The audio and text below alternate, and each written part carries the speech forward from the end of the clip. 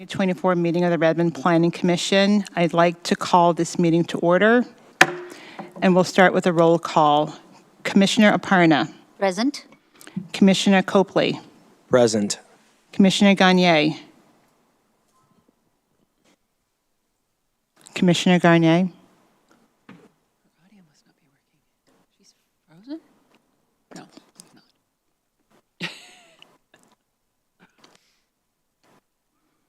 Commissioner Van Nyman. Present. Okay. Commissioner Gagne.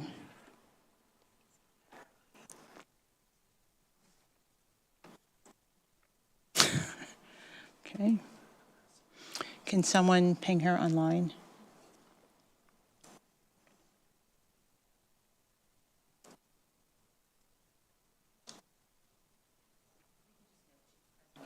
Okay, noted that Commissioner Gagne is present online. Chair Weston and Commissioner Coleman are excused for this evening. I want to thank the following staff for being present tonight: Glenn Coyle, Becky Fry, Kim Dietz. We have online Tim McHard, David Lee, Cameron Zapata, Lisa Rigg, Jeff Thompson, Peter Holt, and Chris Wyatt. I'm looking for a motion to approve the agenda. So moved. Second. All in favor? Aye. Aye. Thank you. This agenda is approved. The next item is I'm looking for a motion to approve the meeting minutes from our May 29th Planning Commission meeting. So moved. Second. All in favor? Aye. Thank you. That is approved. We're now going to segue over to hear public comment and items from the audience. Sorry. We have one comment tonight from Mr. Morton, so please. Okay. Mr. Morton, you have 3 minutes for your for your comments. Please start with your name and address. Good evening, Commissioners. I'm David Morton, Redmond 98053. While consolidating Redmond's land use tables in the zoning code, it's important to continue to prohibit within CARA 1 the land uses and activities that are prohibited in Redmond's CARA regulations. In Chapter 2104 of the zoning code, some activities are permitted in various zones located within CARA 1, but prohibited in CARA 1 by the CARA regulations. Even though these activities may be allowed in the land use tables of Chapter 2104, Redmond aims to protect its critical groundwater resources from contamination by prohibiting the following activities in CARA 1. First, vehicle towing yards that store vehicles on permeable surfaces. Storing vehicles on permeable surfaces can lead to hazardous fluids like oil, gasoline, and antifreeze seeping into the groundwater. These pollutants make water unsafe for consumption and harm ecosystems. Second, metal recycling facilities with outdoor storage and handling activities.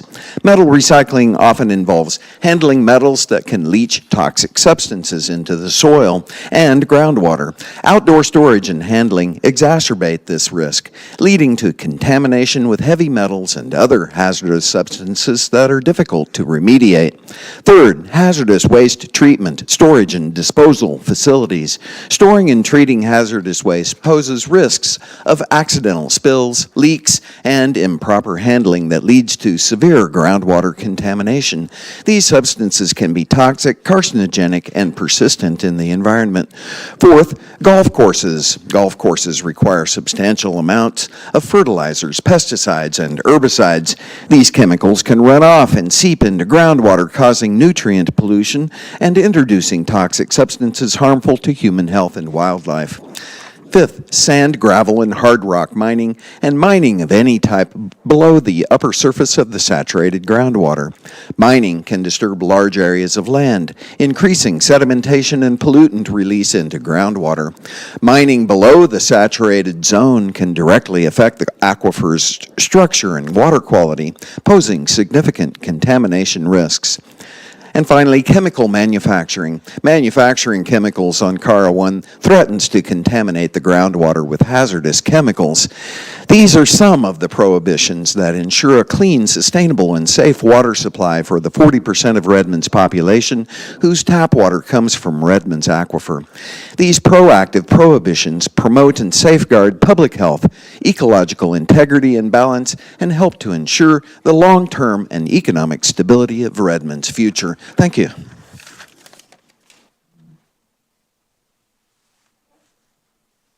That is all we have signed up for tonight, and there's nobody online or on call. Great, thank you. Next, we have a study session on the water system plan and the general water plan for Redmond 2050. From the city, we have Lisa Riggs, senior engineer, Annette Dettelbach, senior planner, Jeff Thompson, senior engineer, and Peter Holt, senior planner. So we'll start with the presentation, which has two parts, followed by the issues matrix. And hi, I'm going to kick it off for the presenters tonight. I'm Glenn Coyle, Senior Planner in the Long Range Planning Department. My colleagues here are representing Public Works Department. So really, I'm just going to provide some initial context of the plans, and then we can move into discussion of the plans themselves. So tonight, we're going to begin final review of updates to two of the city's infrastructure, facilities, and systems plans, which we refer to as functional plans.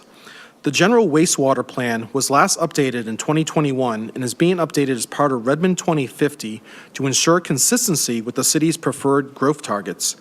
This also includes related amendment to the city's zoning code. The water system plan is being updated as part of a regular update process and has been developed to be consistent with Redmond 2050 growth targets.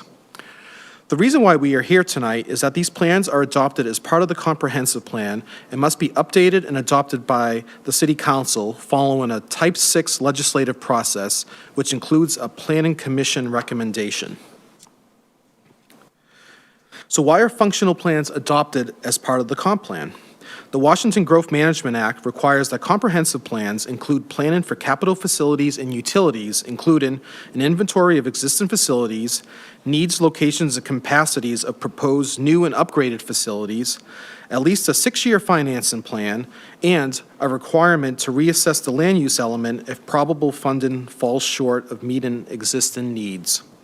The fourth requirement we fulfilled through policies and the capital facilities element of the comp plan. But with all the different types of systems and facilities in the city, it would be unwieldy to include all this information in the comp plan, hence the need for functional plans. The capital facilities element has policies that require the adoption of functional plans where they are used to meet GMA requirements, as noted on the screen, including policy CF3. So that brings us to the Planning Commission's role. And that's to review to ensure that the plan meets comprehensive plan requirements and is consistent with Redmond 2050 growth targets, and to provide a recommendation to council confirming consistency with Redmond 2050. We recognize that these can be large and very technical documents to review, so we recommend that the Commission review the Technical Committee report, which conducts the same analysis and review as the Commission, as well as review the memos attached in your packet to assist you. And one final note before I hand off to our Public Works team, these plans are also used to fulfill and be consistent with state and federal requirements, but this is not part of the Commission's review. So with that, I will hand it off to General Wastewater Plan, Peter and Jeff. Hi, I'm Peter Holt. I'm a senior planner with the Public Works Department, and I'm here today with Jeff Thompson. We're going to talk to you about the wastewater plan, and then after that, Lisa Rigg will talk to you about the water plan. Just let me know next. Oh, okay. Next, please. So Glenn pretty much covered all of this, but as we said, this is an amendment to our 2021 wastewater plan, and it aligns it with the preferred growth alternatives in Redmond 2050. The SEPA review for this was done as part of the Redmond 2050 environmental impact statement process, and the technical committee reviewed and forwarded this to you for your consideration just a couple weeks ago at the end of May 2024. Next, please. As Glenn also pointed out, there are certain things that you are being asked to look forward to make sure that it meets, complies with state law. This is the list of the criteria. This is in the memo that was provided to you as part of your packet. Basically, there's 4 elements here. One, we have to look at an inventory of our existing facilities. Second, we have to kind of estimate the future growth needs given the projected growth that we're looking at. And then determine where we need to make changes in order to accommodate that growth. And then lastly, item D, we have to have at least a 6-year CIP program that says how we will try to make those changes.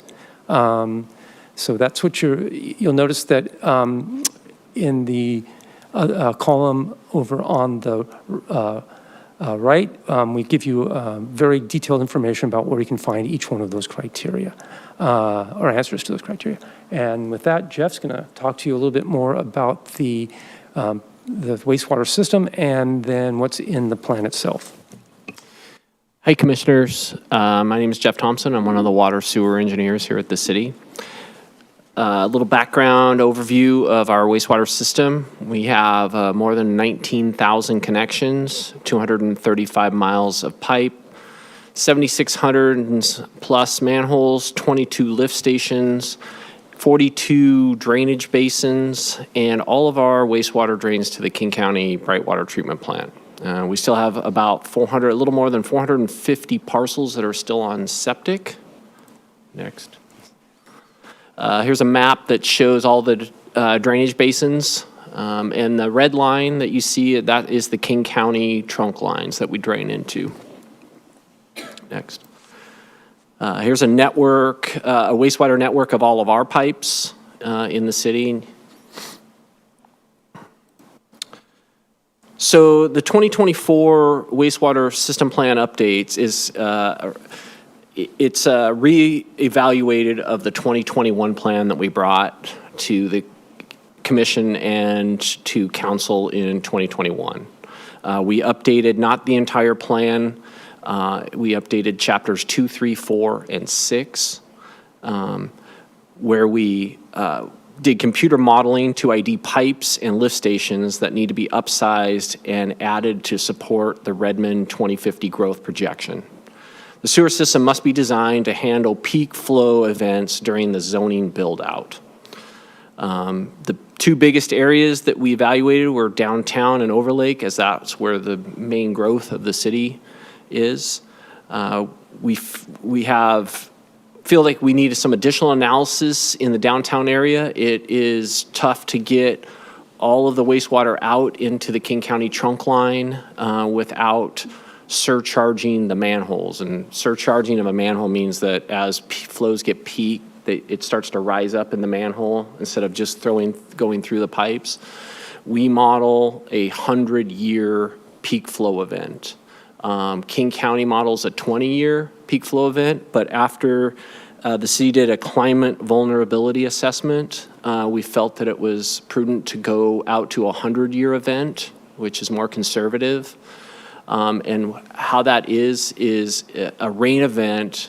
While it doesn't drain directly, you know, we have a stormwater system, but it still gets in through the manholes, lids, groundwater can rise and it can get into if pipes are leaky or something like that. So that is a big part of what is a peak flow event, is not just the wastewater from homes and businesses and stuff, but actually a big rain event getting into the sewer system. On top, the other thing that we did is we modeled middle housing, assuming 20% of the single-family parcels will develop by 2050. And that was just a good educated guess from planning and engineering that seemed reasonable. You know, it was modeled as spread out throughout the city. It did not cause any impacts to the wastewater system. It's possible that if everything, all of that happened in one area instead of spread out through the city, maybe it's possible that it could have caused some pipes to be updated, needing to be updated or something next. As I just said, the sewer modeling uses a 100-year peak flow event. Capacity issues in the downtown area during high sewer flow events were observed in the modeling. The city can address some of these issues by upsizing pipes. Other issues stem from the elevation of the King County trunk line. We plan on doing a flow monitoring program in the downtown and other challenging locations to verify modeling predictions during heavy flow events. Next.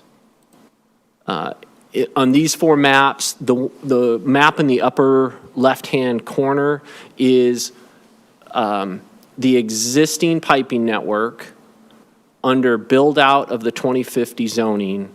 The red pipe means surcharging, moderate to heavy surcharging in the manholes, and green pipe means no surcharging. So you can see that there's a lot of piping in the downtown that gets moderate to heavy surcharging. So then what we did, if you move over to the right, the upper right corner, we disconnected it from the Lake Hills trunk. So instead of fighting to get into that Lake Hills trunk, it would be like it was just free flowing. It had no problem getting in there. You can see that the piping network, there's just some mild to moderate surcharging with the orange yellowy pipe.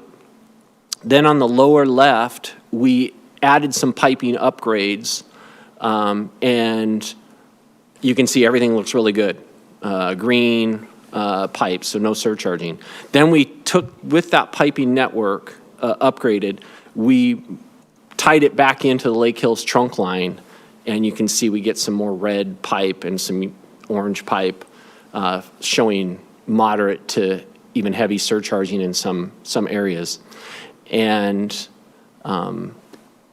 it just, what happens is that pipe fills up. It's so much bigger than our pipe. It backflows into our system. It makes it harder for our wastewater to get into their system. Next. So near-term proposal is we're going to do an additional analysis to see if there's something engineering-wise that we could do, maybe a lift station, maybe we can reroute some piping in a way that helps that. And then there's going to be some language we're proposing with the planning department. We're proposing some language in the zoning code that limits the development in that downtown area to build out of the 2030 zoning, which we've done analysis and there was still a fair amount of capacity in the development to do that. And then we would come back and update the 2024 general plan accordingly. And I'll have Peter take it off from here. Yeah, so, oh, good, I'm not. So that 2030, that language in the code amendment basically identifies the capacity we have remaining under the 2030 plan. And then if a developer wishes to build beyond that capacity, they'll have to show us the additional analysis that tells us that they're not going to cause surcharging. So, and that will give us the time to do this additional analysis that we need so that we can really address these issues in downtown. This language will go to council at the same time the wastewater plan goes. And then the language has within it some language that automatically sunsets it once we have determined a remedy and we've completed our studies and we know what we're going to do. So that sounds good. Next slide, please. And then we're just finally on the next steps. One of the things we're going to do now is take some questions from you and see what we can answer, and then if we have any homework to answer additional questions. So that's one of the things I wanted to acknowledge that. We have a public hearing here with the Planning Commission at the end of this month. And then if we need additional study sessions, we'll have it, but we'll be looking back, looking to come back for a recommendation with the Planning Commission in July. And with that, we'll take questions on this portion of the presentation and then set Lisa up so she can provide her presentation. Commissioner Aparna. Thank you Vice Chair. Thank you for the enormous amount of work which has gone into this plan. So to be honest, I did not read all 1,000 pages of it, but I did try to at least get the, the big pieces, at least how it's structured. So I had a question about it's actually a series of questions on the modeled 100-year event that you were talking about in downtown. You mentioned that modeling, with the modeling, and you're going to check out whether the predictions came true if we have an event in heavy events. So when you do that monitoring, would it be automated for these heavy events, or is it a manual process? It's just a series of data collection. They sit in the manhole and they monitor the level in the manhole. Okay. And after a rain event, you would look at that data and say, well, was that considered a 5-year storm, a 20-year storm, a 100-year storm, and try and relate that to what the model would have predicted on that. Okay, and But you can imagine it would take several years to we don't get a 20-year or a right. 100-year storm very often, right? So you can imagine, but at least it gives us some data to start checking the model against. So my question was, when you have these sensors, are they tied to something, or does somebody go physically and check the readings in each of the manholes? Well, we haven't specified what they are. I have seen some that they upload to a satellite, and they go to a database. Whether we use that type, I don't know yet, but there is flow monitoring equipment that they're battery powered, so you have to go out and replace the battery periodically, but they upload to a satellite, which goes to a database. And the reason I'm asking this is we have the aquifer too. Mm-hmm. So if there is a surcharge event, does it impact the aquifer? Could it impact? Yeah, where you don't want it to happen is the surcharging to come out of the manhole, to get above the manhole level. Right. Unfortunately, we don't get that very often. Matter of fact, to my knowledge, the only time we've ever had it is when something's blocked the line, like somebody puts a ball down there or lumber, or stuff like that. Just from heavy flows, we have not had that I'm aware of. And I've been here 23 years. So fingers crossed, that's good to hear. And that's what we don't want to happen, right? Right, we're very conservative in our modeling assumptions, and with 100-year versus the 20-year and stuff like that to keep that from happening. Thank you. Yeah, I just wanted to understand what the safeguards are, like whether it's a blockage or if it's a heavy event. Mm-hmm. How are we making sure that the Cara is not contaminated, right? I mean, that's key. Yeah. Well, one is to keep the wastewater in the pipes, right? Right. And if we had sensors that kind of triggered an alarm, maybe when I think things were, at maybe the 80% level. And right. So. The ones that I know of, there's probably many others. That's one of the functions that you can set those up to. Good. Yeah. Thank you. So just a clarifying question then, the triggers of that alarm, would that go to a central dashboard so you can view it, from City Hall?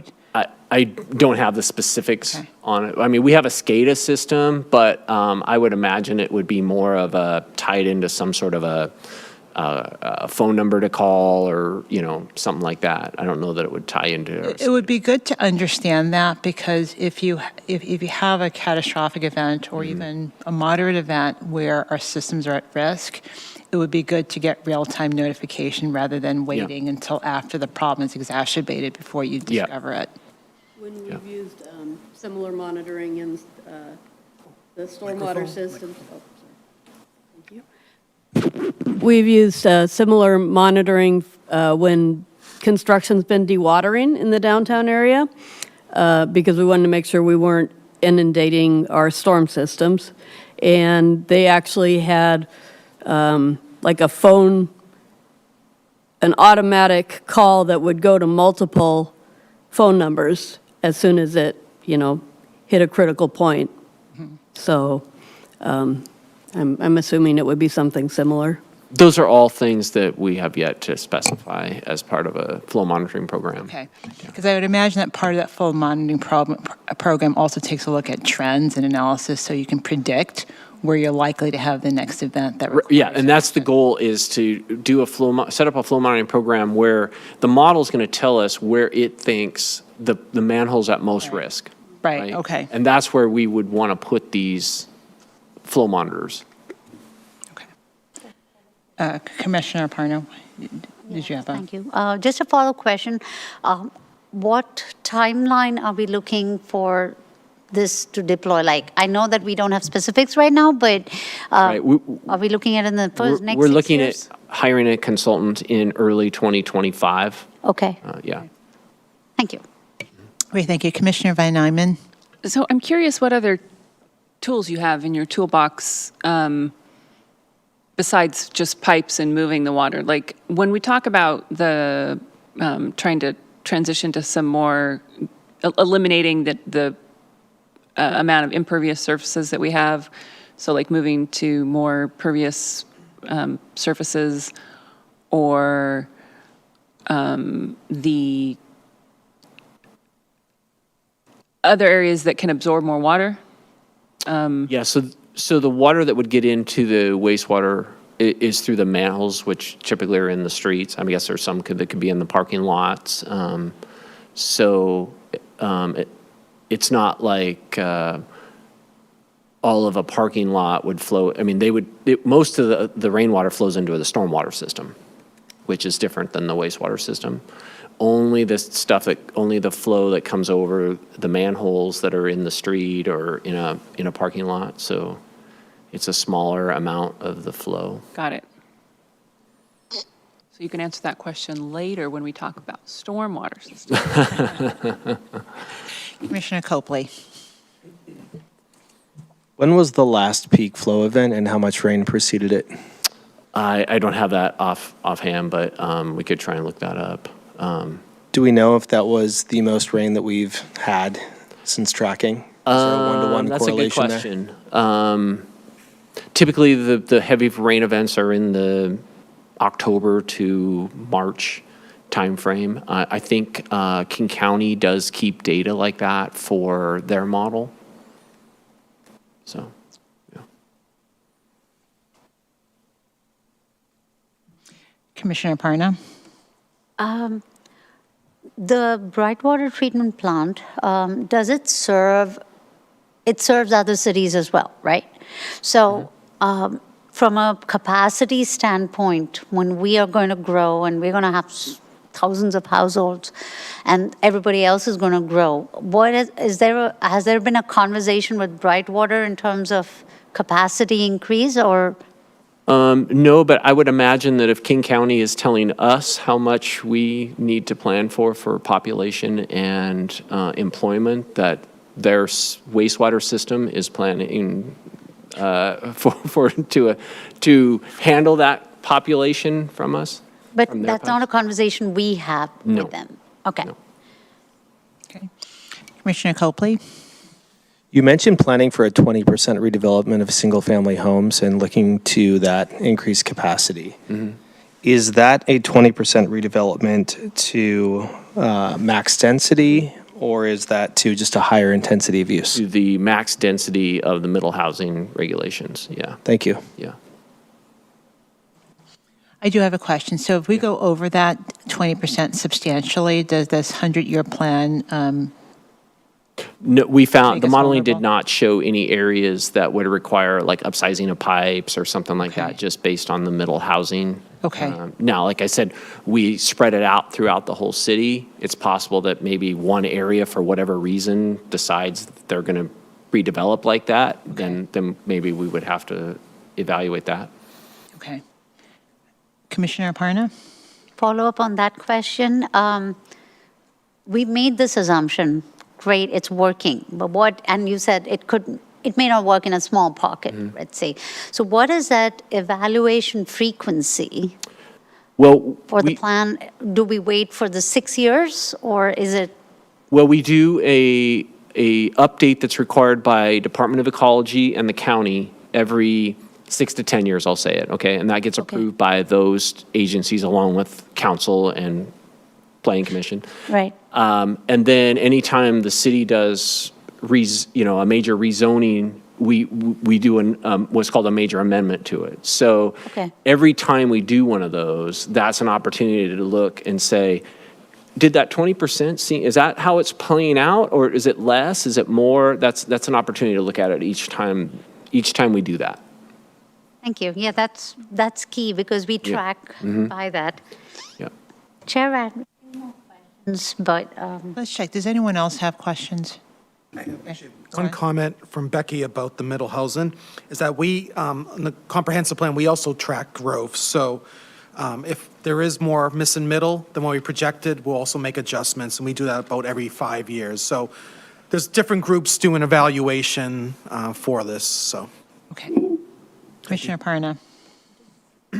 do we want to continue with this or do we want to move and then I email the remaining questions? We do have some time, so if you've Okay. got really important questions, then all your questions are important. If you have a question that you really want to get out tonight, then you have that opportunity. Thank you. I'll do one more and then I'll just hold off, I guess. So from what I understood from your presentation, the Lake Hills connector seems to be where if we did our own thing, it wouldn't be so bad, but if it's the Lake Hills connector, it's, so my question then is whatever redesign or however we want to address this, is that happening in 2025 as well, or is it something that we've already started? No, we would, again, 2025, we would be looking at hiring a consultant to work with us on what are some additional options that we could look at. I mean, it's possible that we're like, I don't know. I mean, Right. One thing is that we've discussed is maybe we accept higher risk. If we want more development in downtown, maybe instead of the 100-year, we have to look at what's the consequences associated with a 50-year event or a 20-year. If we went and talked to the county would just tell us, well, you should use the 20-year. It's because of the climate vulnerability assessment that the city did that shows storms more frequently and more intense as climate change happens in the out years, that we should probably use something different than the 20-year. I like the idea of using a more conservative number, simply because if we can't risk contamination of the aquifer. Like what's at stake is pretty high. Or the river or the streams. Right, exactly, Yeah. or the river. So too much at stake for us to, so thank you. Thank you. Any other question? Yeah, Commissioner Van Nymen. I would be interested in kind of understanding the trade-offs on that, though. Like, do we have a full understanding of the degree of the consequence of? That would be the what we would be looking to find out in a study. Right. Yeah. Because, maybe there is some level of risk that we would be willing to, like the 100-year plan saves you from 0, but the 50-year plan saves you from, Right. 1. Right. When right. the real danger is 20. Right. Right. But that's part of what you're going to be studying in 2050, correct? Yeah. Okay. Commissioner Parna. Yeah. I promise this is the last one. That's all right. You mentioned something about the sunset, the 2030 sunset. I'm just trying to understand what that actually means. Does that mean that we are currently going with whatever's in the 2030 plan, and should something be more than that density, that we evaluate it and see if it's possible? Is that what it is right now? Like if somebody had to start the project in the next 2 to 3 years, is that the implication? Yes, when we adopt that code, that's what that code was saying. Becky and some other folks worked really hard to, and our consultant all worked really hard to determine how much more capacity we have in the 2030 plan. And then looking at what we had left in the 2030 plan, we were able to say we can go to this limit. Then anyone who goes beyond that limit is going to have to show us that they're not going to surcharge the aquifer. And yeah, go ahead. So what we ended up doing is trying to figure out how close are we to getting to where we thought we'd be by 2030, right? And then that's the number that we gave as we get close to that number, if we reach that number before the study is done, we'll just put a pause on things. Okay, it doesn't stop anything. They can go and do their own study if they need to, but it just gives us that wiggle room to do the study. But if there's a lot of growth, and it's not like 200 units. I mean, there's some room here. It's not a matter of a year or two. But if things change in a way that accelerates growth downtown faster than we anticipated, and it looks like it'll get to those numbers before their study is done, then we do need to somehow figure out a way to not have development before the infrastructure solutions are in place. Okay. So that's what the provision is intended for. Okay. Okay, any other questions? Should we continue with the issues matrix? Yep. I don't think we have an issues matrix for this. We're just going to go into the water system plan, which they did a previous presentation and have an issues matrix. Okay. Right. All right, then, so then if anyone on the commission has any additional questions, we can submit them in writing. Please. Okay. All right, we now next move to our item on a study session on the legislative amendments for the, No, we have the water system plan. oh, We have two plans we're discussing. you know what, I just tried to jump over that, I apologize. I- I apologize. All right. So again, I'm Lisa Rigg. I'm one of the utility engineers in Public Works, and here to begin the process to request approval recommendation for our updated water system plan as part of the Redmond 2050 process. Next. So a little bit of background on what we've been working on. We did our draft plan completed in June of last year. Took it to Tech Committee for an introduction in July. Did some pretty extensive outreach and public involvement with open houses and office hours in July and August of last year, and then brought it to Planning Commission just for an introduction in August. We have our SEPA determination, and just this last May, we completed our, basically the finalized draft that addresses all the outside agency comments, and that's included in your packets, though I would not expect you to go through all of it. And we went to Tech Committee and received a recommendation to move forward the end of May. So next.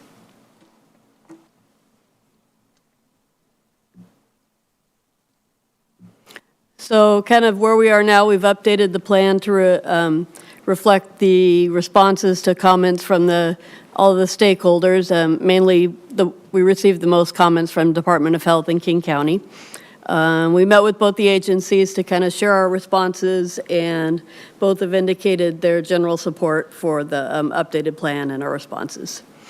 So we prepared the question and answer matrix, which was included in your packet that responded to the questions from last year, though I realize that we have new members, so expect new questions.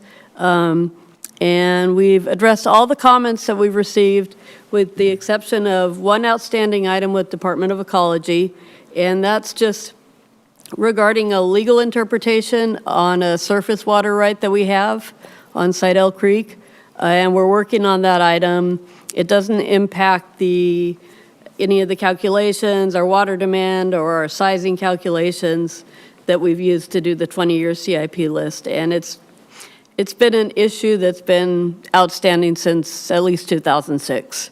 So we don't expect it to really impact things. It's more a matter of wanting to preserve full water rights for all the water rights we have.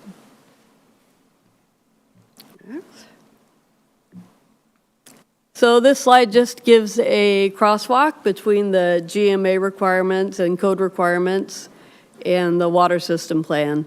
And so we included it to show that the plan fulfills the Growth Management Act requirements for capital facilities plans under the RCW. Next.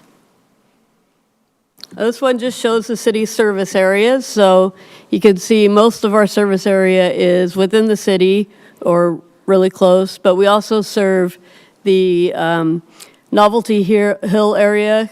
It's called the Bear Creek UPDs through an agreement that we have with King County. And this map also shows all the neighboring purveyors and their service area boundaries.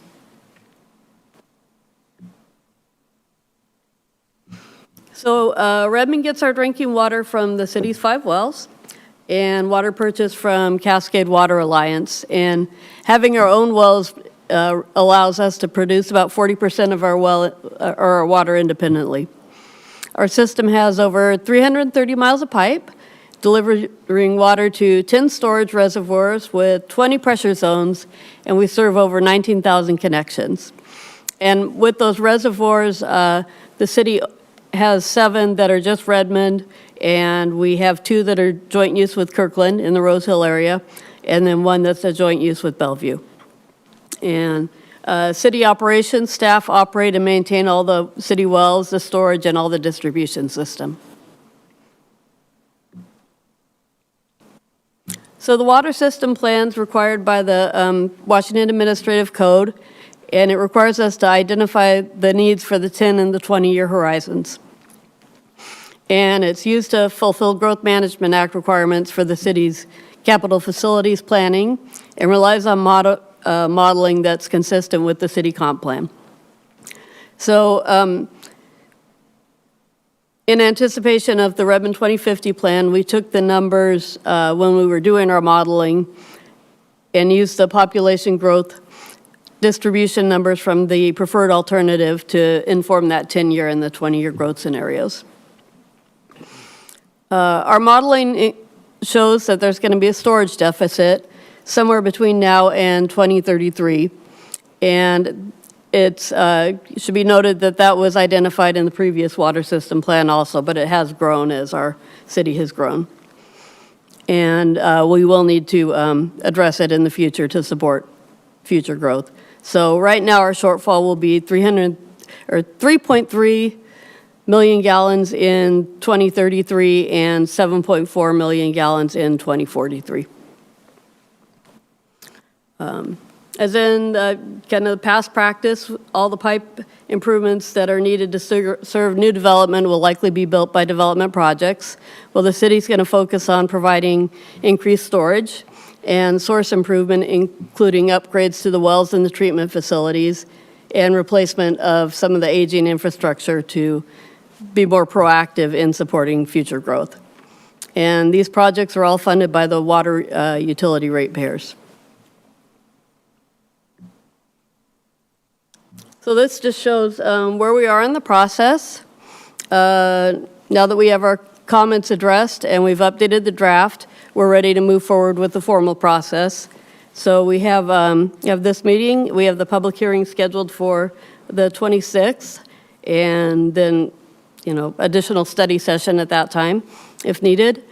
And the, excuse me, the water plan and the wastewater plan will be included as part of the Redmond 2050 formal adoption. So as Glenn said, Planning Commission has a vital role in this process by ensuring that the plan meets the comp plan requirements and by providing the formal recommendation to council to move forward with adoption.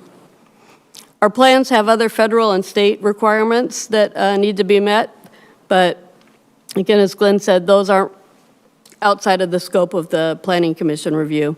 And as we mentioned earlier, we've been working consistently with those reviewing agencies to make sure all their comments are addressed.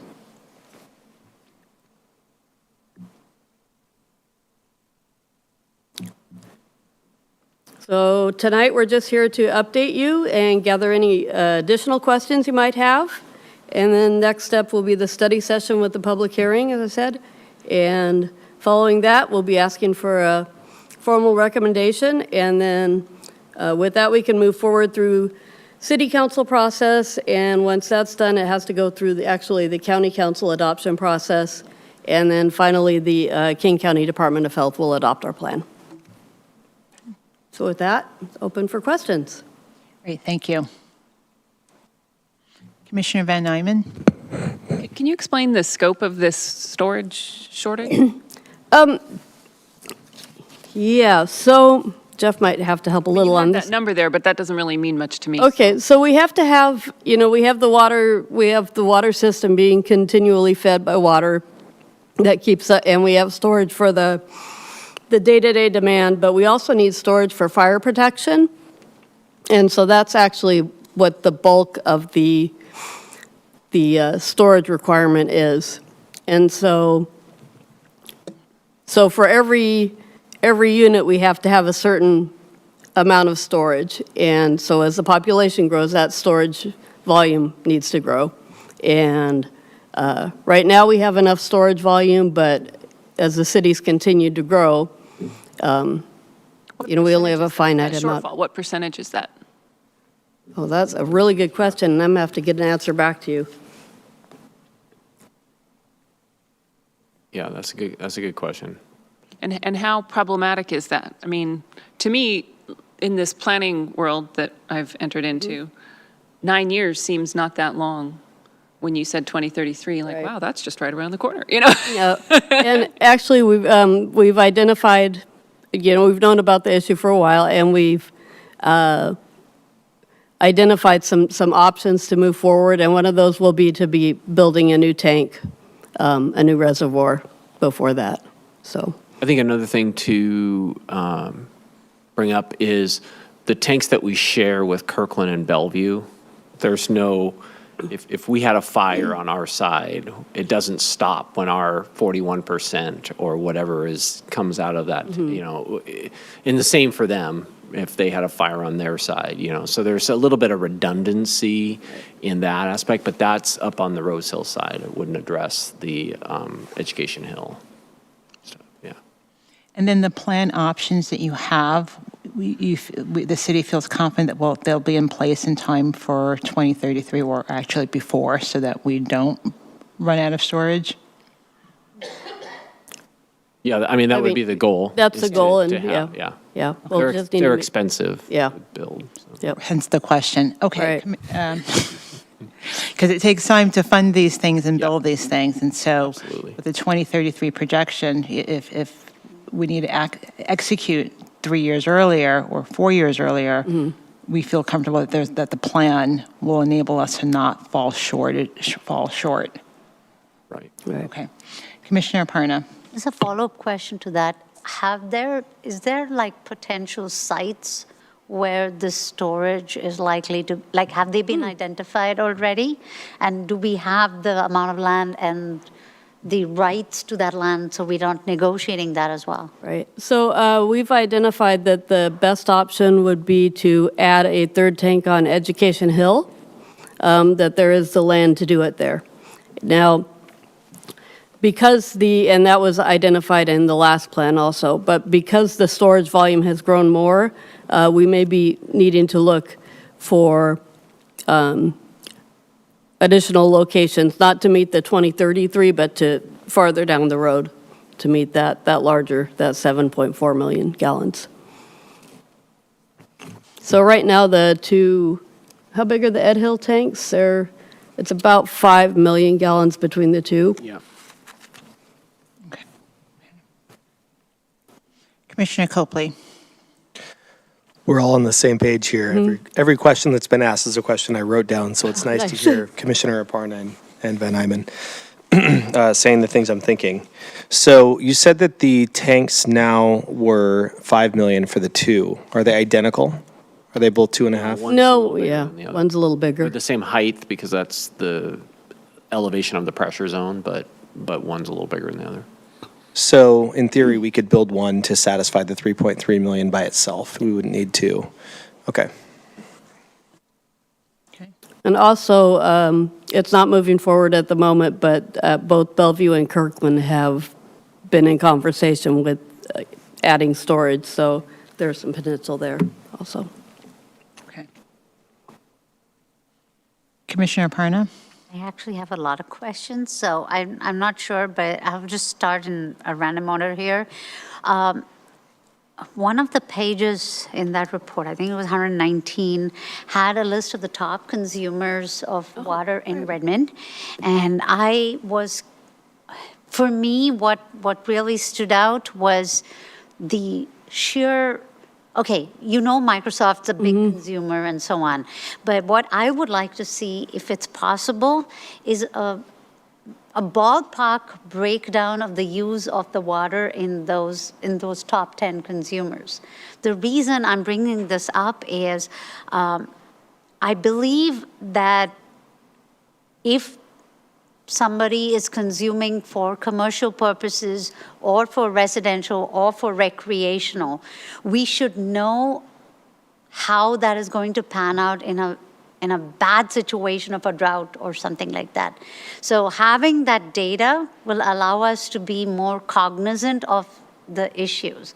And also to understand, associated with that is to understand whether they're actually using the water efficiently and maybe set up as part of the ESAP or part of the water plan, something to support them to get more efficient in terms of their water consumption, should they not be efficient.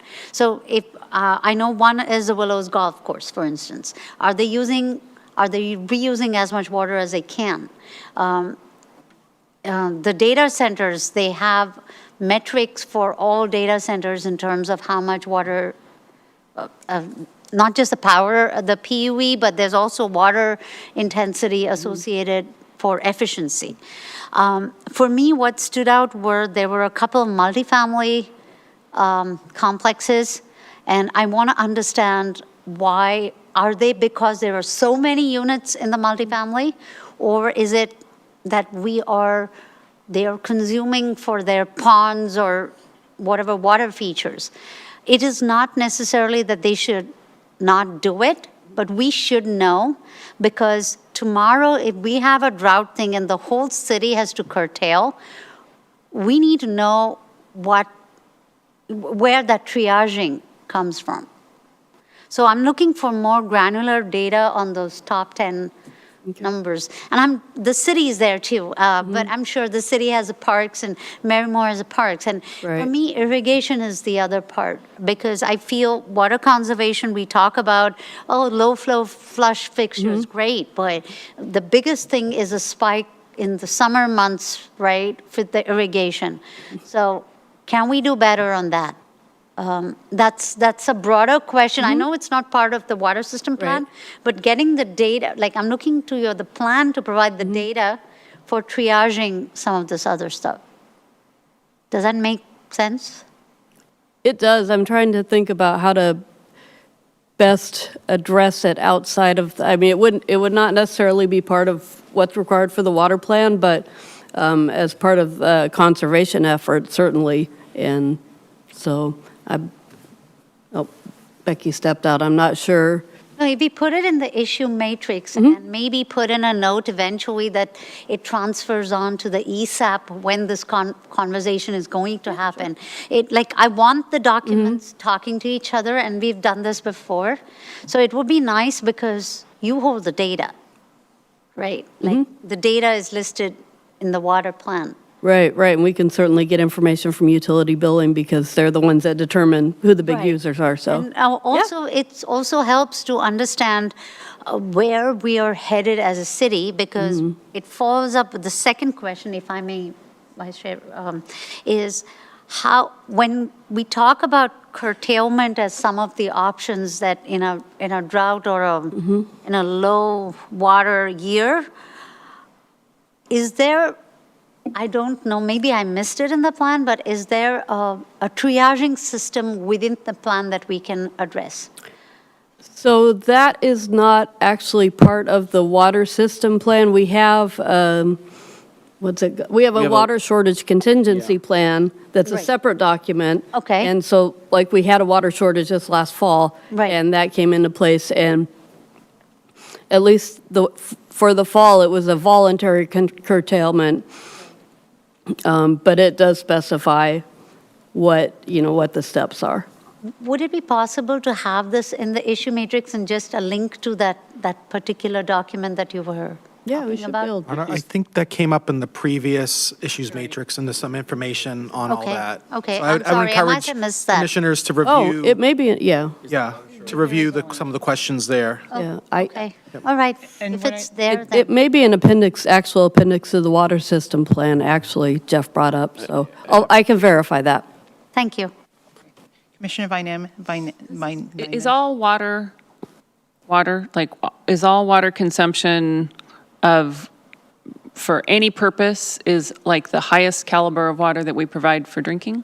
I mean, Microsoft has started rainwater harvesting to flush toilets and stuff like that. So some people are starting to use things like that. But any water that they get from us is Yeah.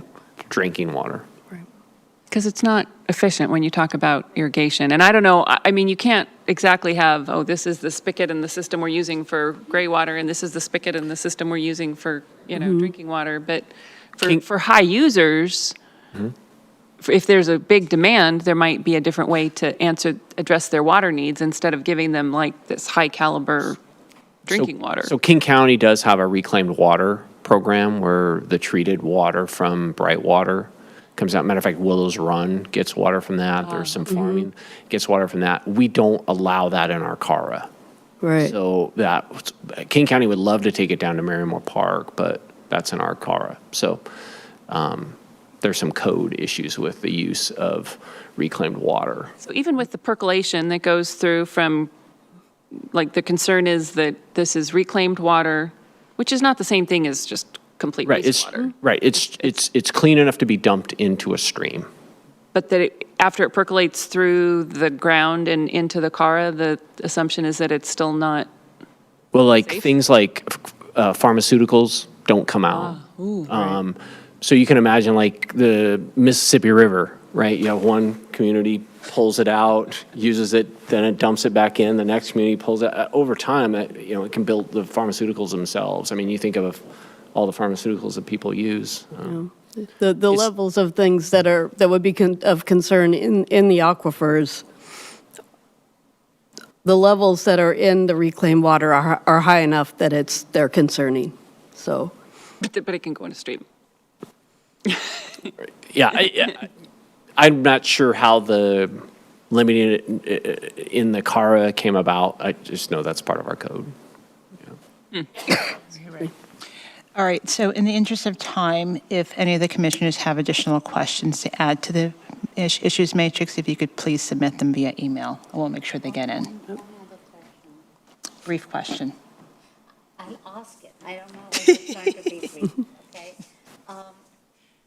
There were several other questions which I will email, but I was wondering, when I see the slab pricing based on seasonal needs and the conservation rates and so on, I am wondering if we can consider where a rate for years which are low rainfall, right? So people are a little more aware that this is a year of low rain or low snowpack, or however we want to phrase it, right? And have the rates also vary along those lines. They can be slabs of years, good years, bad years, or just two slabs.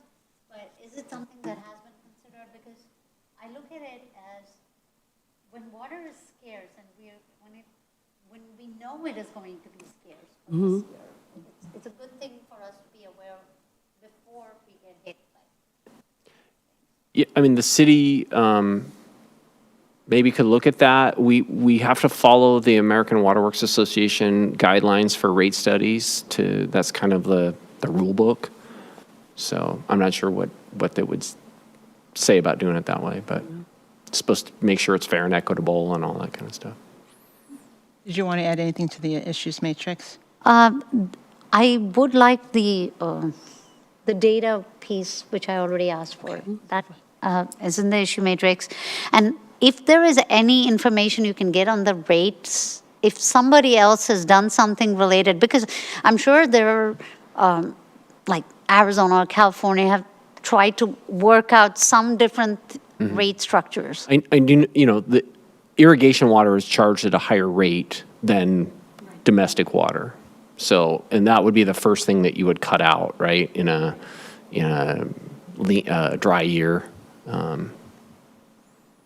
Okay, thank you. In the interest of time, any additional questions that the planning commissioners have, please submit them via email. I want to now move to our next agenda item, which is ours. Thank you very much. Thank you. Our next agenda item is a study session on the legislative amendments for the Redmond zoning code rewrite phase 3. We've got Kim Dietz and Tim McHarg, who I think is online. Yes.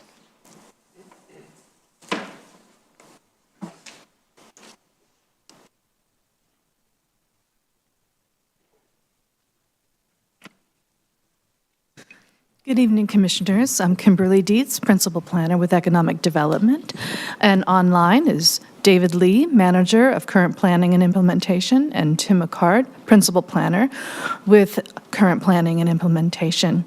Todd Rawlings, who's part of our team, is not present tonight, though he was able to provide some answers in your issue matrix. So your last meeting on this item was on May 29. There were several items raised, and they have been included in your issues matrix. That was in your packet for this evening. And if the commission wishes, we can walk through those for you. We did hear also from Commissioner Weston that her item, she agreed with the information that staff provided as being sufficient. So that item could be closed this evening.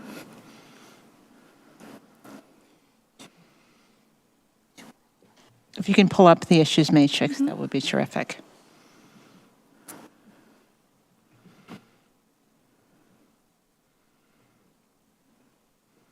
Yes, and before this, I also wanted to remind the commission that the public hearing remains open for written comment through this evening. So the first item was from Commissioner Copley, and this was asking whether the state legislation provided specific information regarding community engagement and involvement. So what staff did for this response is provided a comparison chart. And within that chart, there are some highlighted portions, or bolded portions, I should say, that express the differences. You can see one on the first line where timeframes.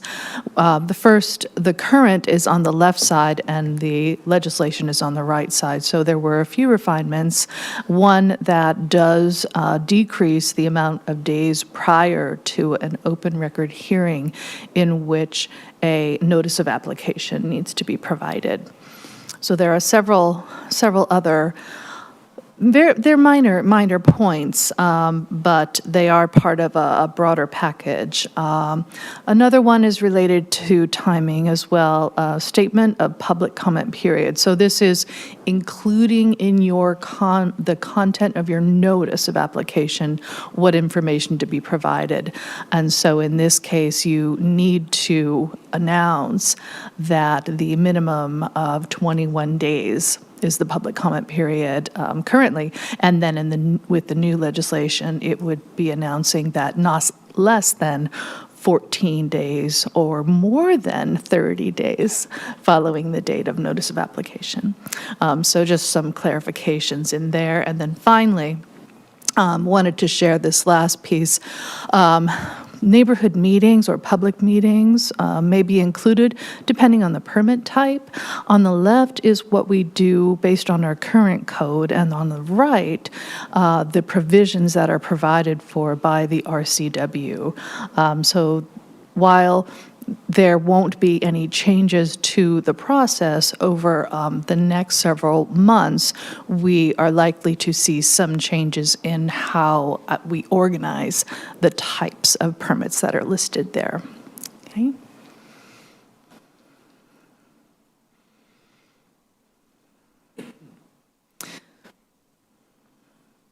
Okay, was there any other information needed for this particular item? Okay. I'll mark it closed then on the table.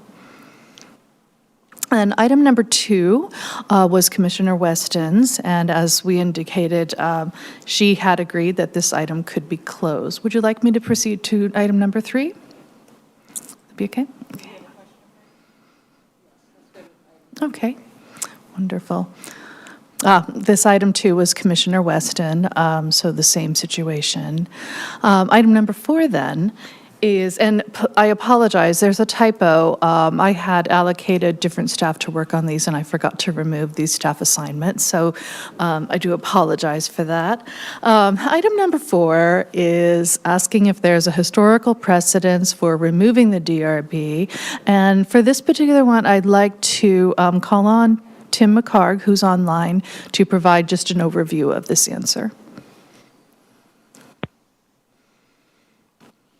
Excuse me. Yeah, thank you, Commission. Tim McCarg, Principal Planner. So the question here asked for information about the composition of the board. There's several questions kind of packed in here. So the municipal code in the kind of enabling legislation for the design review board specifies the type of membership that needs to be there. So we've summarized that. The design review board has been in place in Redmond since 1981, so a very long time in the grand scheme of things. I would speculate that Redmond was probably one of the early jurisdictions to adopt a design review board process in the region, since it dates back to when I had hair. So, and then I guess I'm trying to think of how else to summarize this. So cities have the discretion as to whether or not to use a design review board. There's nothing required by the state in state legislation. And if a local community does decide to establish a design review board, up till now, there have been very few sideboards or requirements for how that should operate.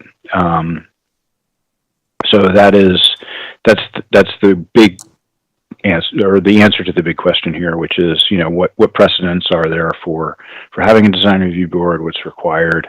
Now that the state and this legislation has decided to take a closer look at how the design review process functions as part of the overall development review process in the state of Washington, they have decided to, and this legislation requires more transparent, quantifiable, clear, and measurable design standards.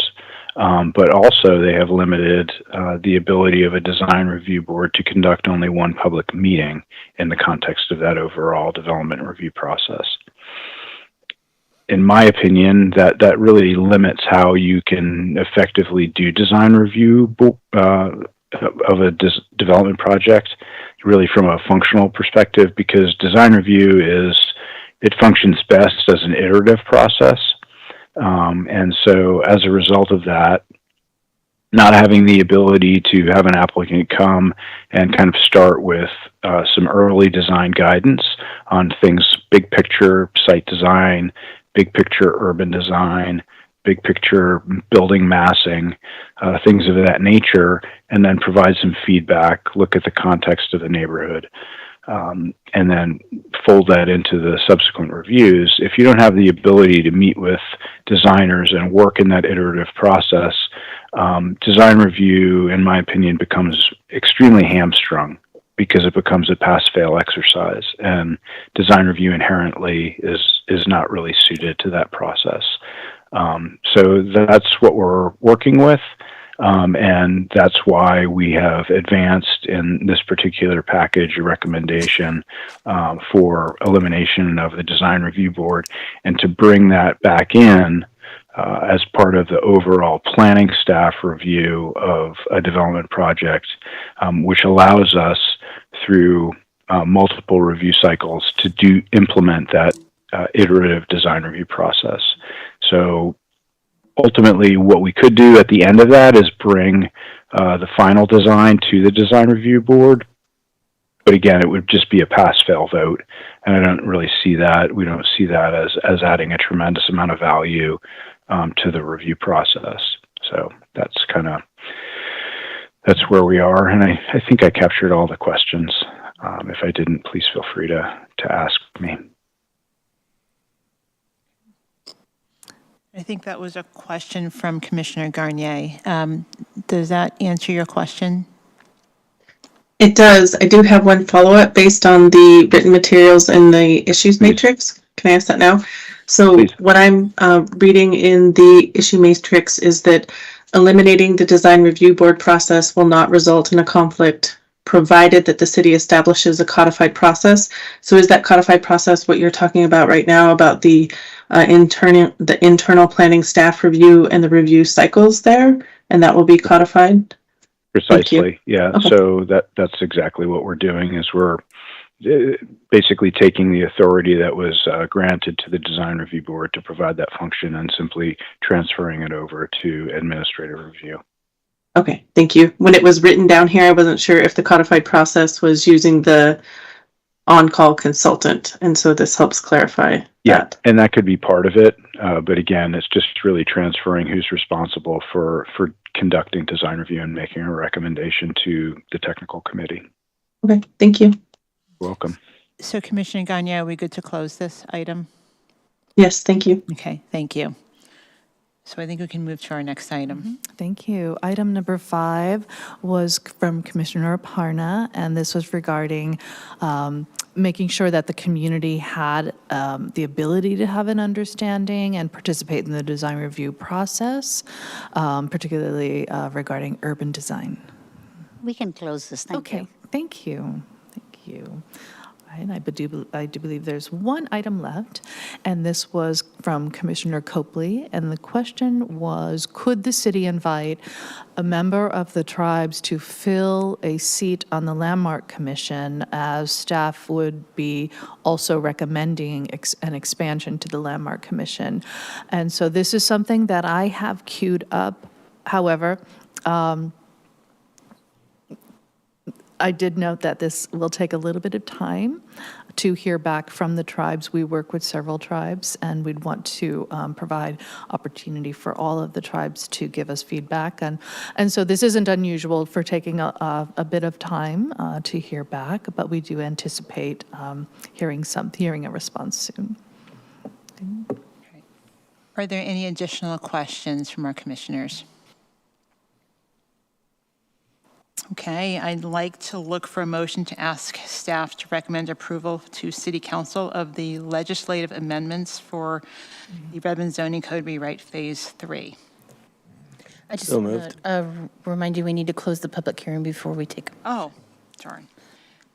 I will now close the written portion of the public hearing.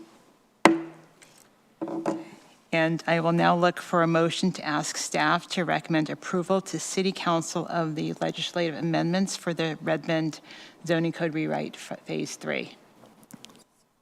So moved. Second. Any additional comments? Okay. All in favor? Aye. Aye. Aye. Thank you. It is approved. Thank you very much. It's been a pleasure bringing this item forward to you and hearing your discussion. Thank you. We look forward to bringing your report to you. The next date that this item was scheduled is in 2 weeks, I believe, on the 26th, I believe. And so we will hope to bring your report back for your approval at that time. That's awesome. Thank you so much. Thank you. All right, we have our next item on the agenda. It's a study session on the consolidation and streamlining package for the Redmond zoning code rewrite Phase 3. And we've got Kim Dietz and Becky Fry. And I believe online we have Cameron Zapata as well. So for this item, what we would like to do today is just continue where we left off. We do have an issues matrix in the packet. It's incomplete. If there's something that you are okay with closing, just feel free to email staff and let us know it's okay to close. That will just condense our time tonight. There are a number of items that we'll continue to gather responses for, and so we'll go through the issues matrix more formally at the next study session. So at this time, we'd like to invite Cameron, and she will walk you through the landscape code, because that is where we left off. is Becky, and I'll just give a high-level overview of kind of the work that we did as part of the landscaping section of the code. It's going to be a consolidation of all of our landscaping code. Currently, our landscaping standards, they're dispersed throughout the zoning code in different zoning chapters. So like we have landscaping in the Overlake section, the Marymore, and downtown. So they're all throughout. And so here we're proposing that they be streamlined into one chapter. Same with residential. We have also included a maximum percentage of hardscape that's included, and the amount is dependent on the zone. We've also included the addition of the climate resilient plant species with reference to the new climate resiliency and sustainability in vegetation management plan. And then lastly, the landscaping standards applicability has been updated, and it's also dependent on the development type.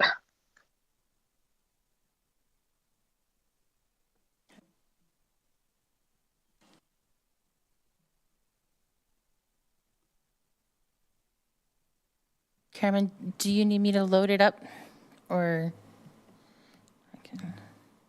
Oh, I can pull it up if you'd like.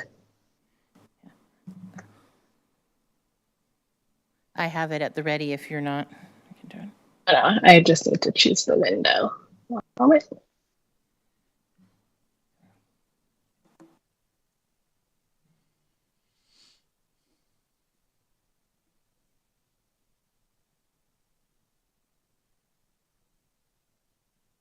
And so I'm not sure, Becky, if you'd like me to go through line by line or if that high level overview was enough.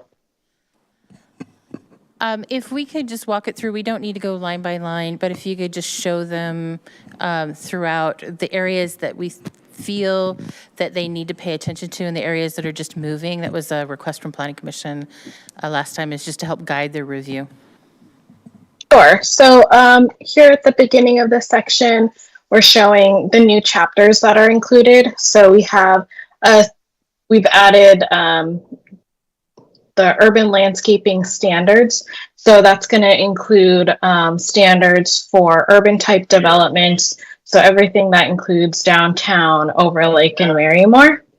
And then we've also added residential landscaping standards. So that's going to be like your single family homes, middle housing, and then lastly is residential, or I'm sorry, non-residential. Here I've added a section on climate resiliency, just adding in that reference of making sure that we include plantings that are climate resilient. And this climate resilient is pulled from the Climate Resiliency and Sustainability Vegetation Management Plan. And it's basically the capacity of the natural environment to prevent, withstand, respond to, and recover from a disruption.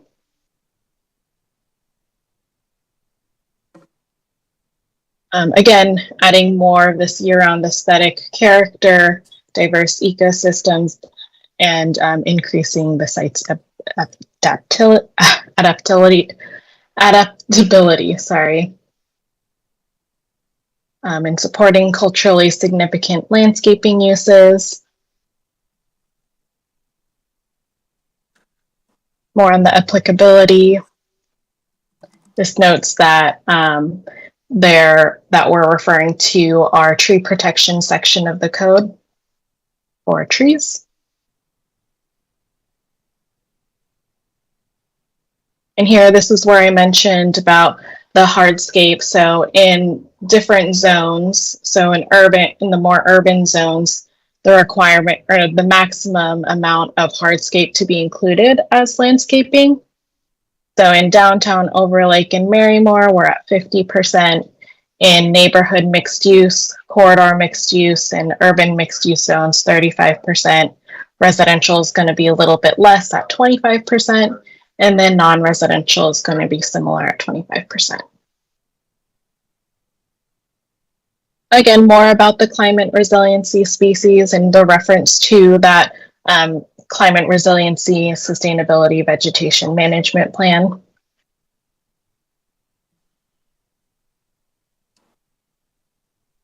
And this part here is adding clarity where we do require that a 5-foot wide landscaping area around basically the footprint of the building. And so just adding clarity where it wouldn't be provided.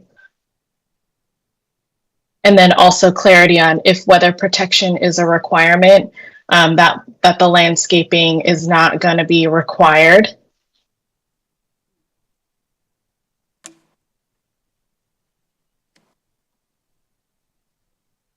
And then this part speaks to the applicability of the landscaping design standards. So it's going to be broken down into the use. So for the urban landscaping standards, if a developer will be proposing a mixed-use residential structure or multifamily structure, that's where our urban landscaping standards will apply. For residential standards, it'll be our single-family, middle housing, group home, and congregate home. And then for non-residential landscaping standards, it's going to be any type of development that doesn't include a residential use.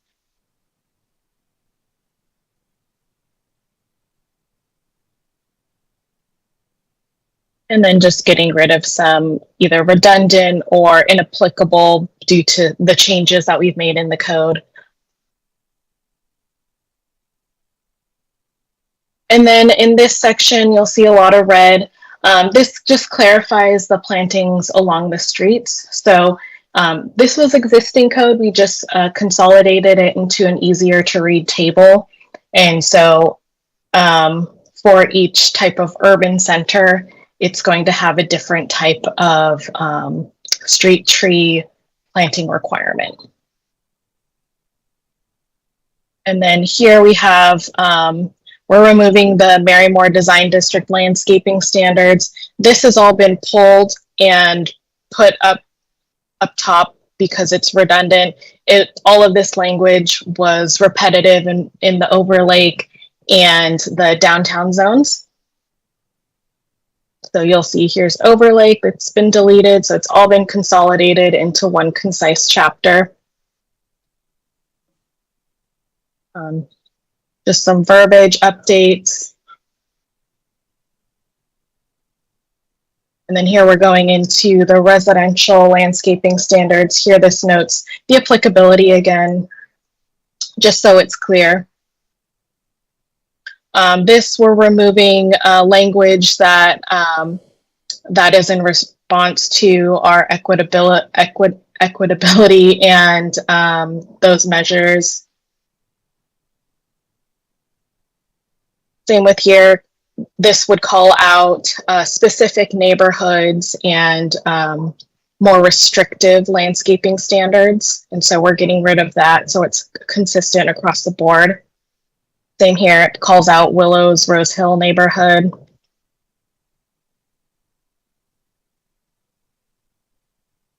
This is providing a little more clarity. We do require perimeter landscaping around a new development. And so just providing clarity what that landscaping would look like, how many trees would be required. And then instead of calling out specific neighborhoods, this section applies to properties that are adjacent to our trails, the PSE trail and then the Sammamish River Trail. All of it's it was in our previous code. And so just providing that clarity on where this applies. Our ecological score requirements, all basically center development does require to include, it's a part of a point system for landscaping. And so we just added one additional option to get 3 points, and that's providing 25% of the landscaped areas as pollinator gardens. This section is for the parking lot landscape standards. Not changing too much here.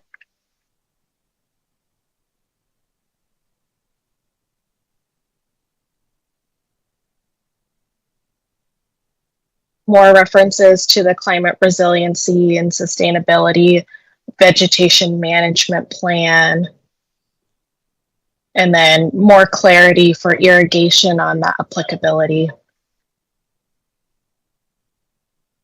And that was it.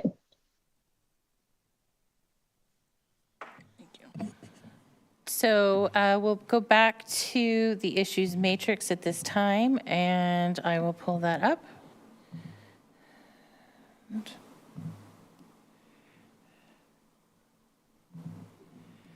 And we have a couple of issues matrix items for landscaping, but again, we're not going to really cover too much on the existing issues matrix right now, but we would like to ask if there's anything else that you would like to add for landscaping. Commissioner Van Nymen. So on page 1, I would just like you to revisit the format of the section A there, the purpose. The purpose of this chapter is to, the following sentences are not really consistent with that language. Like the purpose of this chapter is to promote, okay? The chapter is promoting. The purpose of this chapter is to advance climate resiliency, to encourage native use of plants, but the part where the purpose of this chapter is to require water use efficiency. So the chapter is not requiring, like, I mean, the you know what I'm saying? Mm-hmm. And then also I was just kind of confused because we talk about requiring water use efficiency there, but there are other sections in this document that still talk about encouraging water use efficiency. So it didn't seem consistent to me. And then it also just kind of made me wonder if we're requiring water use efficiency through waterization concert techniques, are we, like, are those being measured? Or, I guess I just don't understand.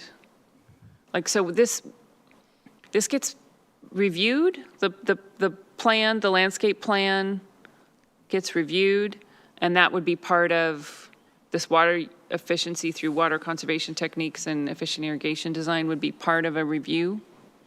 Yes, it'd be reviewed with the project. Okay. Mm-hmm. So I think the latter comment is, that's fine, I get that, but I didn't like the way that was structured. Okay. Got it. And I did see some other places that talked about encourage instead of require. I put those both down as separate issues item. One for just the organizational structure, and then one as the requirement versus encouragement. Okay. Commissioner Copley. You'd mentioned that each type of urban center will have a different street tree planting requirement. Is that right? We received some written comment in the last couple weeks about the plant bases needing at least 5 feet on each side. And I think currently we are allowing for 4 in some places. Could that be expanded to 5? Let me look at the standard detail for that, because we have to make sure that we are referencing the newly adopted standard detail, which calls for tree wells. Yeah. They need to be planted in tree wells, and there are specific measurements on that to be consistent throughout the city. So let us get that number and come back to you in the issues matrix. Great, and I just wanted to make sure that the different tree planting requirements would have different appropriate bases for those trees. Okay, thank you. Commissioner Aparna. So as part of the landscape, I see that ground cover has to catch within 3 years and so on. Can we have something which says language which could perhaps include encourage ground cover over lawns or something to that effect? It can't be a requirement, obviously, but it's something that we could, because it's part of that water efficiency piece. The ground covers, the hardy ones don't need anything. Apparently, they just grow, right? So I've got some of that ground cover, and I I don't need to do anything. Like Kinnikinnick comes to mind, but, so that was one part. And the second part is, I know that the vegetation plan, the sustainable vegetation plan, is there a frequency at which that is likely to be revised? Climate's changing quite rapidly. So maybe what, like 5-8 years, whether we revisit what that looks like, we should have that in here as a way to, I don't know if it's here, but somewhere where we are making sure that the plan is being reviewed with the latest science. 2 years in a row, we've got cedars dying. So 3 years ago, cedars would have been fine in that plan, and now not so much. Yeah. As far as requiring that in the code, it's outside of the process, so I don't think a requirement in the code would make sense, but we can get back with the Parks Department. And Cameron, I don't know if you know off the top of your head, the folks who did it, if they have a plan for reviewing it or not. I can check into that. I know it was just completed, and so right now it's new, but I'm not sure what the plans are for updating that, but I can definitely look into that. Yeah, we can find out. And on your first question, we'll be able to answer that easily. There is a specific page in the, I think they're in the appendices of the plan that discuss how the community can get involved with also incorporating some of the standards. So it's meant to be not only an operational document, but a promotional document. Any additional questions from commissioners? Okay. So at this time, before we close out, are there any additional issues and matrix items for any of the other topics that you would like to add? Okay. Landscaping? So for use, the land use tables or open space or landscaping, anything on this particular issues matrix that we need to add? Yeah, I think there may be. Chair Weston had asked if the certain designation that allowed for, I think it was mobile homes, included modular and prefab. And I'm not sure that we ever got back around to that. We do have a definition in here, but that is an incomplete staff response. So we'll continue working on that, but that is on the issues matrix. Okay, thanks. When is the next study session on this? 2 weeks. Okay, so we have 2 weeks to get in additional questions. Okay. Yeah. I do also want to mention we had public comment tonight from Dr. Morton about the CARA uses. I had talked to him after the TAC, which is our technical advisory committee that he's a member of, and I had proposed a slight change, and in the next version of it, I'll put in there. But essentially, what we would do is just instead of marking it as permitted, we would mark it as limited and then use a note down below to cross-reference that uses in the CARA are subject to additional limitations C, it'll depend on which CARA it's in, so we can't clarify that, but we can at least say it is a limited use in the CARA and then make sure that they cross-reference it. Okay, Commissioner Van Nyman? This is not about changing this document. It's just that to simply address that this is everything going forward in the city and that there's a bucket load of things that have already been done in this city, and that not from the planning group, but to whoever the powers are in the city to say that this type of vegetation education would be very helpful for residents, right? For the city to put together programs to go back in time and address old landscaping to help residents with making better choices. And that is the plan. As Kim mentioned, the climate vulnerability assessment, the vegetation management plan does have that outreach engagement, but also our green building team is doing a lot of educational work too, and they will continue to do that for quite a few years. Commissioner Copley. I have a question around how you would classify retired or assisted living situations where you've got someone who owns a home and has folks who are retired living there and they're providing care for them. I asked this question because I met with Councilperson Stewart yesterday, and she had brought this up as an issue that I hadn't considered, and I didn't know the answer for, and I went through the data and I wasn't sure. So I was curious if you guys have thought about that. And as an additional note, there are people who are actually running businesses like this in Redmond, and our population is aging, so it seems like it's worth considering. I believe you're talking about the adult family home. And from what I recall, that is part of the congregate form of living. So there's a broader land use to encompass the idea of living in a place with others, with care. So you'll find it under congregate homes. But we will also be updating the definition to ensure that it is clear that adult family home is part of that mix. Yeah, and we had originally rolled it all up on the issues, the use chart, excuse me, but we were asked to unroll it again, and that's just something that we can continue to have a conversation on. There are, right now, there's different ways that they're regulating each of them, and there are different definitions under state law too, which is the reason why we unrolled it a little bit. But so it would be helpful to look through the definition section of the code, which is 2176? 78. For the existing, but the adult family home, definition is in there, and you could take a look and see if that's the type of use that you were thinking of, or if it doesn't fit, just let us know, and we can see if there's something new out there that we need to consider, or some way modify that definition to make sure it's inclusive. Thank you. Commissioner Aparna.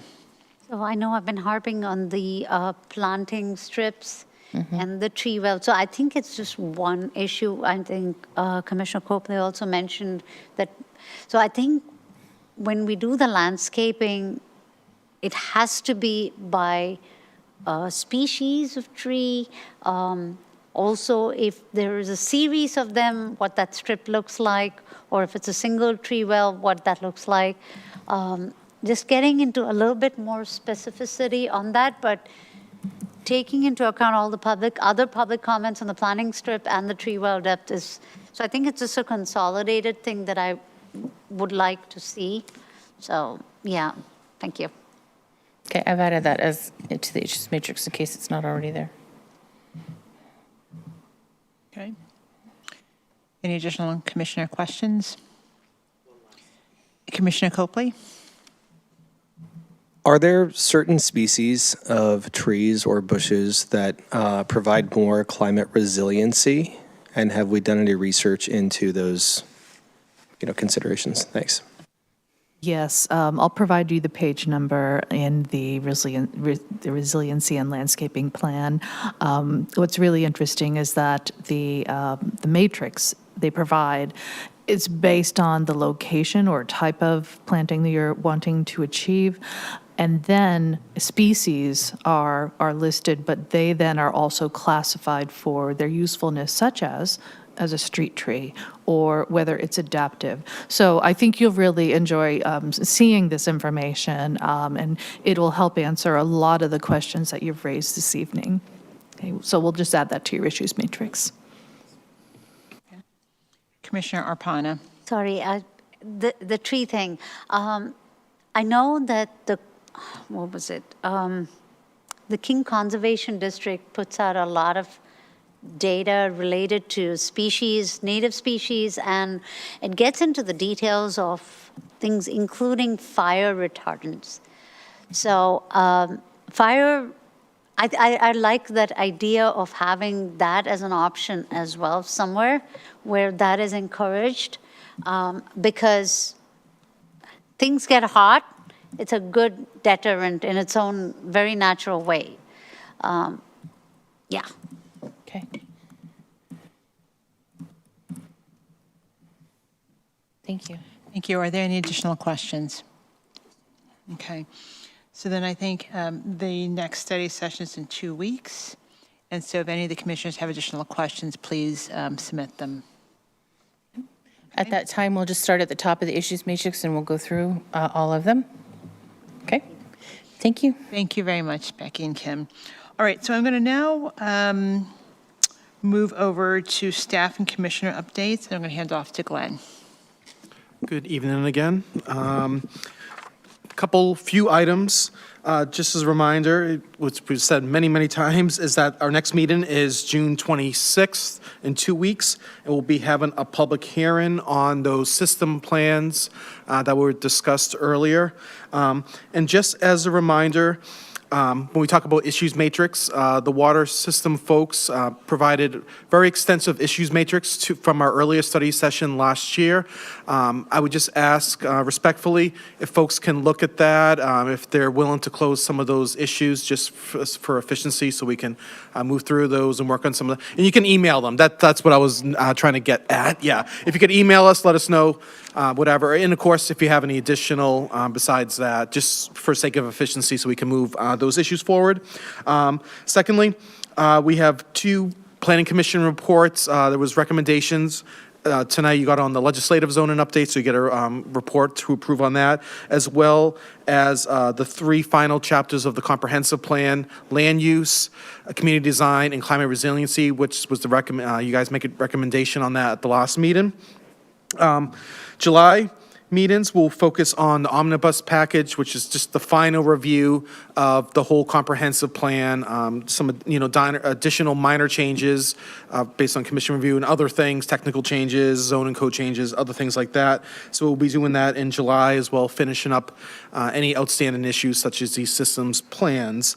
And then my last item is from Jeff. He just wanted to note our residential regulations, which were also recommended by the commission last month or in April perhaps, went to council the last few study sessions. And I just wanted to note that the council is very happy with the planning commission's work on the residential regulations, and that they have directed staff to incorporate 2 exemptions to the max single-family size, which are adult family homes and unfinished areas within an existing building envelope. So we're going to work on that. And they're also mulling the single-family size limit, and that's the 4,500 versus 4,900 square foot discussion that was made, and they will be making a decision on that at a later date. So we'll provide more updates at a later time, but just wanted to provide that update from council. And Becky, if you had anything additional. We have a couple of community engagement opportunities coming up here really quickly on June 25th. From 12:30 to 2:30, we're having a luncheon conversation here about downtown and the updates that are happening for downtown. And then on the 27th in the evening, from 6 to 7:30 at the Marymore Community Center, we're having a Marymore and mixed-use conversation, talking about Marymore and continuing the conversation about the mixed-use zones, because those zones also exist within the Marymore community local center. So those are events that we encourage the community to participate in as we start to go through and review some of the drafts. I am just about done with the initial draft for Marymore, so we hope to have that first draft for community to look at that 27th meeting. So it's really exciting. We're starting to get to the point where we're nearing the end of the initial drafts of the second package. This is the package that we're looking to adopt and go into place in spring of next year. So we hope to have everything for this summer for the community to talk about. Downtown, Marymore, mixed use, complete neighborhoods, all of that work that should all be drafted by the end of July, and we'll start the community conversations really heavily after that. I also wanted to let you know that we're continuing work with our community-based organizations, and we are creating customized and in many cases translated materials that will also have events and activities that will be scheduled throughout the summer, including we're talking about ice cream at the park event and those types of things, plus some very specific engagement that are directed by the CBOs for their people with them leading.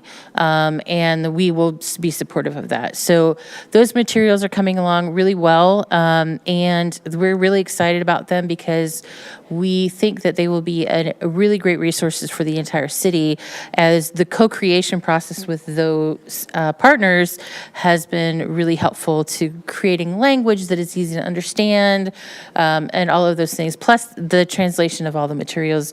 It won't just be for those communities, but once they're translated, we'll share them with everyone. So all those materials will be shared on the website and pamphlets and any other activities we do. So you'll start to see those events get scheduled, and we'll help promote them where the community is invited to also attend. But be aware that there will also be CBO-specific events that'll just be for their audiences in their community as well. But we'll share with you all of those with your monthly updates, how that's going, and those ongoing conversations. So just wanted to give you an update on the community engagement. Great. Thank you very much, Becky. Thank you, Glenn. Thank you. All right, I look for a motion to adjourn. So moved. Second. All in favor? Aye. And we are adjourned. Thank you.